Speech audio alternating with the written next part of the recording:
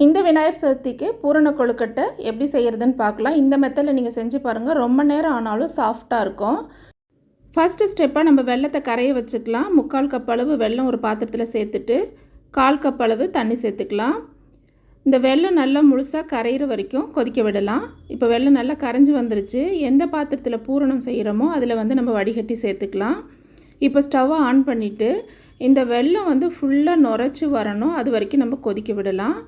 பாருங்கள், இந்த மாதிரி நல்லா நுரைச்சி வந்ததுக்கப்புறமா இதில் 1/2 டீஸ்பூன் அளவு ஏலக்காய் பொடி சேர்த்துக்கலாம். 1 கப் அளவு துருவின தேங்காய் கொஞ்சம் அழுத்தி அளந்து எடுத்துக்கோங்க. இப்போ இதையும் சேர்த்துட்டு இப்போ இது நல்லா நம்ம மிக்ஸ் பண்ணும்போது தேங்காயில் இருக்கிற ஈரப்பதத்தினால உங்களுக்கு லைட்டாக இலகி வரும். இப்போ இந்த வெல்லம் நல்லா முழுசாக ஈரப்பதம் இல்லாமல் இது போல் ட்ரை ஆகி வர்ற வரைக்கும் தொடர்ந்து நம்ம கலந்து விட்டுக்கிட்டே இருக்கணும். இப்போ ஸ்டவ் ஆஃப் பண்ணிவிட்டு இது தனியாக ஒரு பாத்திரத்தில் எடுத்து ஆற வச்சுருங்க. இப்போ நம்ம கொழுக்கட்டைக்கு மாவு ரெடி பண்ணிக்கலாம். ஒரு பாத்திரத்தில் 1 கப் அளவு தண்ணியை சேர்த்துக்கோங்க. 1 டீஸ்பூன் அளவு நெய் சேர்த்துட்டு 1/4 டீஸ்பூன் அளவு உப்பு சேர்த்துக்கலாம். தண்ணி நல்லா தளன்னு கொதித்ததும் ஸ்டவ்வை ஆஃப் பண்ணிடலாம். நான் இன்றைக்கி வீட்டிலேயே ரெடி பண்ண இடியாப்ப மாவு தான் 1 கப் எடுத்திருக்கேன். நீங்கள் கடையில் வாங்கினதோ இல்லை கொழுக்கட்டை மாவு வேணாலும் எடுத்துக்கலாம். இதை சேர்த்துட்டு ஒரு ஃப்ளாட்டான கரண்டியை வச்சு பொறுமையாக இது நல்லா தண்ணியில் அழுத்தி விட்டு கட்டி இல்லாமல் மிக்ஸ் பண்ணிக்கோங்க. ஒரு சில மாவு இன்னும் கொஞ்சம் கூட தண்ணி கூட பிடிக்கும். அப்போ சுடு தண்ணி லேசாக தெளித்து கூட நீங்கள் மிக்ஸ் பண்ணிங்கன்னா கரெக்டாக இருக்கும். எனக்கு இந்த அளவே கரெக்டாக இருக்குது. இப்போ இது எல்லாமே ஒன்றா நல்லா மிக்ஸ் பண்ணதுக்கப்புறமா கரண்டியோட பின்பக்கத்தை மாவில் இது போல் வச்சு நல்லா தேய்ச்சிக்கலாம். இது ஒரு நிமிஷத்துக்கு தேய்ச்சிங்கன்னா உங்களுக்கு நல்ல கொழுக்கட்டை மாவு சாஃப்டாக இருக்கும். இப்போ கை பொறுக்கிற சூடு வந்ததையும் இது நல்லா கொஞ்சம் அழுத்தி பிசைஞ்சிக்கோங்க. இப்போ பாருங்கள், மாவு எவ்வளோ நல்லா சாஃப்டாக இருக்குது. இப்போ தொட்டாலும் கையில் ஒட்டாமல் வரும்.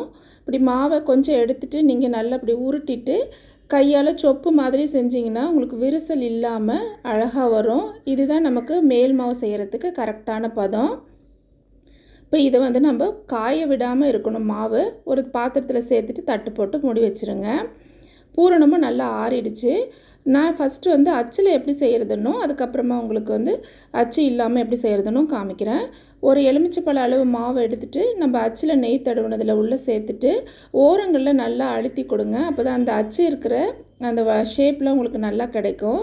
இப்போ நடுவில் இது போல் ஹோல் மாதிரி வந்ததுக்கப்புறமா நம்ம செஞ்சு வச்சுருக்கிற பூரணம் அந்த ஹோலுக்கு உள்ளார இருக்கிற அளவுக்கு நம்ம சேர்த்துக்கலாம். அதிகமாக சேர்த்தோம்னா உங்களுக்கு வெளியிலலாம் பிதுங்கிட்டு வரும்.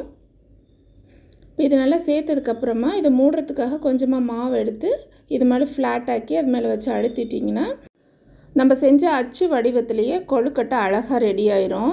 இது போல் நம்ம செஞ்சு கொடுத்தா குழந்தைங்களும் விரும்பி சாப்பிடுவாங்க. இப்போ நம்ம இதை நெய்யோ எண்ணெயோ தடவுனா இட்லி தட்டில் சேர்த்துடலாம். இப்போ நம்ம கொழுக்கட்டை அச்சு இல்லாமல் எப்படி செய்கிறதுன்னு பார்க்கலாம். மாவு ஒரு கொஞ்சம் எடுத்துகிட்டு நல்லா அழுத்தி உருட்டிக்கோங்க.